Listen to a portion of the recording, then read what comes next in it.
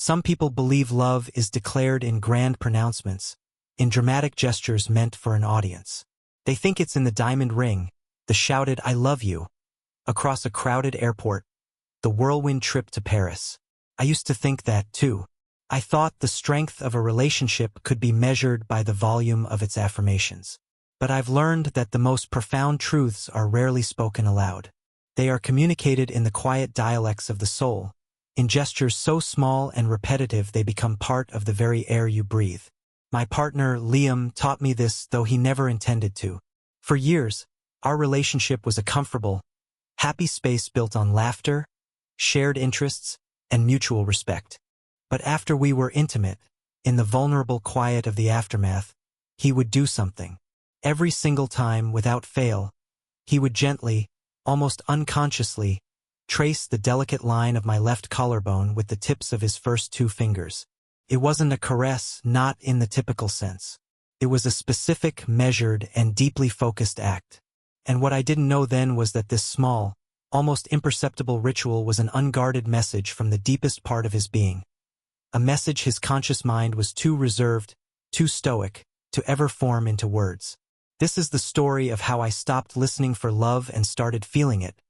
How I conducted a quiet investigation into the heart of the man I thought I knew, and discovered a language more beautiful than any poem. Have you ever noticed a small, unexplainable habit in someone you love? A gesture that feels like more than just a gesture? I promise you, by the end of this, you'll start looking for them. You'll realize that the greatest secrets and the most profound declarations are happening right under your nose, or in my case, right on my collarbone. At first, I dismissed it as a simple, affectionate tick. A quirky little habit, like the way he always had to have his coffee in one specific mug, or how he hummed a little off-key when he was concentrating. In the warm, hazy moments after we'd been close, his hand would find its way to my shoulder, and his fingers would begin their silent pilgrimage. From the hollow at the base of my throat, they would skim lightly over the bone, following its gentle curve out toward my shoulder, and then trace their way back. It was always the same path, the same light pressure, the same 2 fingers. It was so consistent it was almost unnerving. I tried to resolve my curiosity with simple logic. Maybe it was just a comfortable place for his hand to rest. Maybe he liked the structure of the bone beneath my skin. These were reasonable explanations, the kind you tell yourself when you want to put a mystery to bed. But my intuition, that persistent inner voice we so often try to silence, refused to accept them. This wasn't absent-minded fidgeting. There was an intention to it, a focus that felt ancient and deeply ingrained. It felt like he was checking to see if I was real, or perhaps reassuring himself that he was. The rational part of my brain failed to quiet the part of me that felt the significance in his touch. This was the first stage of my realization. My own attempts to find a simple answer were completely unsatisfying. The gesture didn't diminish. If anything, my awareness of it escalated the mystery. It began to feel less like a quirk and more like a code. I started to hold my breath when I felt his hand settle, waiting for the familiar trace, my heart beating a little faster each time. He was completely oblivious to my internal scrutiny, his expression always one of serene, post-intimacy peace. He was doubling down on the behavior, unknowingly, while I was growing more and more fixated. The more he did it, the more I knew it wasn't random. It was a cornerstone of our connection, a silent ritual he performed, and I was on the outside of its meaning, a worshiper in a faith I didn't understand. It was no longer just a sweet gesture. It had become a beautiful, maddening enigma that I knew, with every fiber of my being, I had to solve. My quest for understanding began not with confrontation, but with research.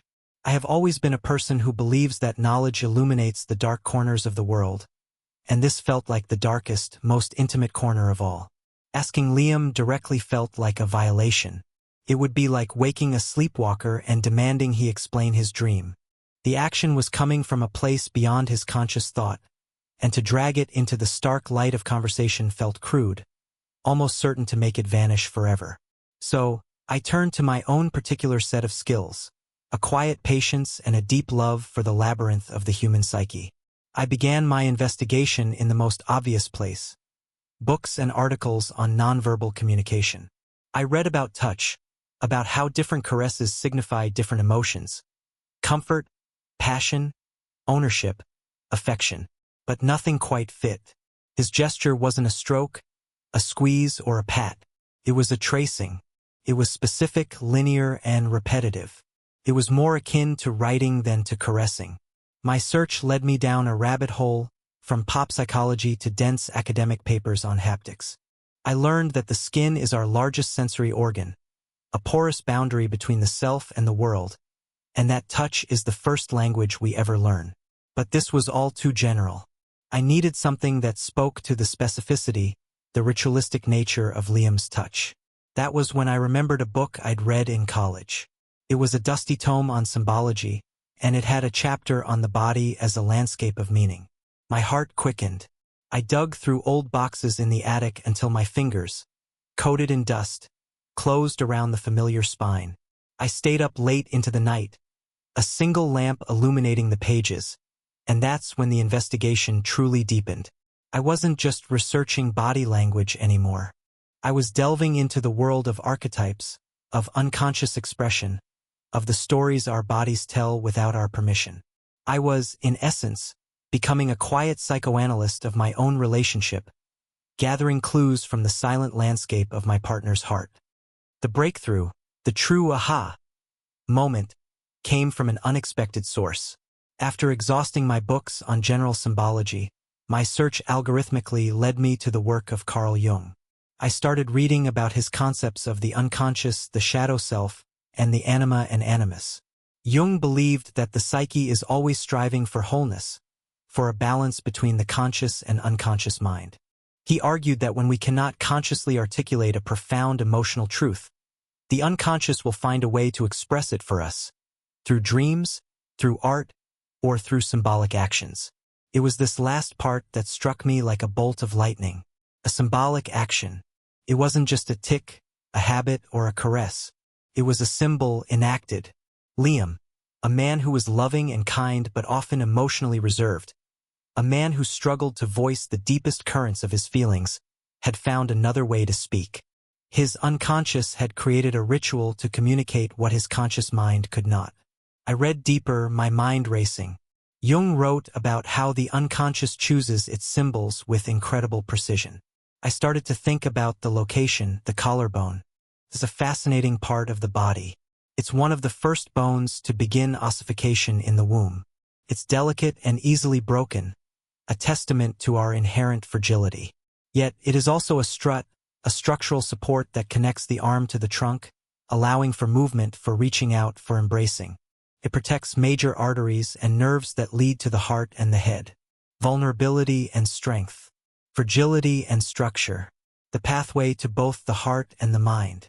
The symbolism was breathtakingly perfect. He wasn't just touching me. He was, in his own silent way, acknowledging my vulnerability and my strength. He was connecting with the very structure that allowed me to reach for him, the delicate bone that protected the pathways to my own heart. This wasn't just a loving gesture. It was a complex, multi-layered symbolic statement of profound trust and connection. A nightly affirmation of my place as the foundational support in his world. With this newfound understanding, my perspective shifted entirely. I was no longer a frustrated detective trying to crack a code. I was the privileged recipient of a sacred message. The challenge now was how to proceed. My investigation had revealed the antagonist, so to speak, and it wasn't Liam. It was his emotional reticence, the stoic guard he kept around his heart, a defense mechanism likely built over a lifetime. My takedown couldn't be a confrontation. It had to be an invitation. My strategy had to be as gentle and as patient as his gesture. I formulated a plan not of attack, but of acceptance. I knew that directly asking, "Why do you trace my collarbone?" would only activate his conscious, guarded mind. He would rationalize, deflect, and the beautiful, unconscious symbol would likely wither under the glare of direct analysis. The man I loved was, in this one area, overconfident in his own emotional containment, completely oblivious to the fact that his soul was broadcasting its deepest truths every single night. My plan, therefore, had to be about creating an environment of such profound safety that his conscious mind would feel secure enough to meet his unconscious one. I had to build a bridge between the man who lay beside me in the dark and the man who went about his day. I resolved to do this in stages. First, I would stop simply observing the gesture and start actively receiving it. I would focus on the feeling of his fingers on my skin and send back feelings of love and acceptance, a silent dialogue. Second, I would begin to model the vulnerability I hoped to see in him. I would share more of my own quiet fears and deeper feelings, not in a deluge, but in small, steady drops, creating a new normal of emotional transparency between us. This wasn't a trap to trick a confession out of him. It was a carefully prepared space, a sanctuary where the two halves of his psyche could finally speak to each other, and I could be a loving witness to the conversation. The implementation of my plan was a study in subtlety. I began the first phase immediately. The next time we lay in the quiet dark and I felt the familiar weight of his hand on my shoulder, I didn't hold my breath in analysis. Instead, I breathed into it. I closed my eyes and focused every ounce of my being on the sensation of his touch. I imagined my love and gratitude flowing from me to him through that single point of contact. I mentally whispered, "I hear you. I understand. It's beautiful." It was a silent conversation, a communion. I could feel a shift in my own body, a release of tension I didn't even know I was holding. The gesture no longer felt like a question I needed to answer, but an answer I was finally ready to receive. The second phase of the plan required more active effort. I started to gently weave more of my own inner world into our daily conversations. I told him about a small, silly fear I had about public speaking. I talked about a passage in a book that had moved me to tears. I didn't demand a reciprocal confession. I simply offered pieces of myself, leaving them in the space between us for him to see. He was a wonderful listener, as always, his attention unwavering. A minor setback occurred one evening when, after I shared something particularly vulnerable, he grew quiet and seemed a bit distant. For a moment, I panicked, worrying that I was pushing too hard, that my strategy was creating pressure rather than safety. I felt a wave of guilt, as if my methodical approach was manipulative. But I held my course, reminding myself that my goal was born of love, not a desire for control. I gave him his space, and the next morning, he made me coffee in my favorite mug and mentioned something from his own childhood, a small, forgotten memory that mirrored the feeling I had shared. Now, all I could do was wait for the right moment, a confluence of peace and connection so perfect that the question could be asked without shattering the sanctity of the act. That moment came on a rainy Tuesday night. There was no special occasion, no grand plan. The world outside was awash in a gentle, persistent drizzle that muffled the sounds of the city and enclosed our little apartment in a cocoon of quiet. We had made a simple dinner, listening to an old jazz record, not talking much but existing in a state of profound, comfortable silence. The air was thick with unspoken affection. Later, lying in the soft glow of a single bedside lamp, the sound of the rain a gentle percussion against the window pane, everything felt heightened and sacred. He turned to me, his eyes full of a deep, calm tenderness that always made my heart ache in the best possible way. We were close, closer than ever, not just physically, but emotionally. The space I had been so carefully cultivating felt complete. Afterward, as we lay tangled together, the rain still whispering its secrets outside, I felt his hand settle in its familiar place. His fingers began their slow, deliberate trace along my collarbone. The suspense was electric. My entire being was focused on that single, moving point of contact. This was it. The air was perfectly still, perfectly safe. The bridge was built. Now, I just had to have the courage to ask him to walk across it. My heart was pounding, not with fear, but with a kind of reverent anticipation. It was time to give his soul a voice. I knew this was the moment where everything could change. The dramatic confrontation I had been building towards was not one of accusation, but of gentle inquiry. As his fingers completed one pass along the bone and began their return journey, I very slowly, very gently, placed my hand over his, stilling his movement. He stopped, The rhythm was broken for the first time in years. I could feel his sudden stillness, a question in the tension of his muscles. He lifted his head slightly, his eyes finding mine in the dim light. I saw a flicker of confusion, maybe even alarm. I had to choose my words with the precision of a surgeon. A direct, "Why do you do that?" would feel like an interrogation. Instead, I kept my voice soft, just above a whisper, to match the rain outside. "You always do that," I said, my thumb stroking the back of his hand. I paused, letting the statement hang in the air, a simple observation, not a challenge. "It always feels important." I presented my evidence not as proof of a crime, but as a testament to my attention, to my love. The reaction was immediate and profound. His entire body went rigid with shock. It was as if I had spoken aloud the secret password to his soul, and he was stunned that I even knew it existed. His face, usually a calm mask of gentle composure, was now a canvas of raw, unveiled surprise. The carefully constructed wall of his emotional reserve didn't just crack. It crumbled. He stared at me, his mouth slightly agape, and for a long second he said nothing. The mighty stoic Liam was, for the first time, utterly speechless. I had sprung my trap, but it was a trap of love, and his shock wasn't that of being caught, but of being truly, deeply seen. His denial was weak, a reflex. "I don't know," he mumbled, trying to pull his hand away.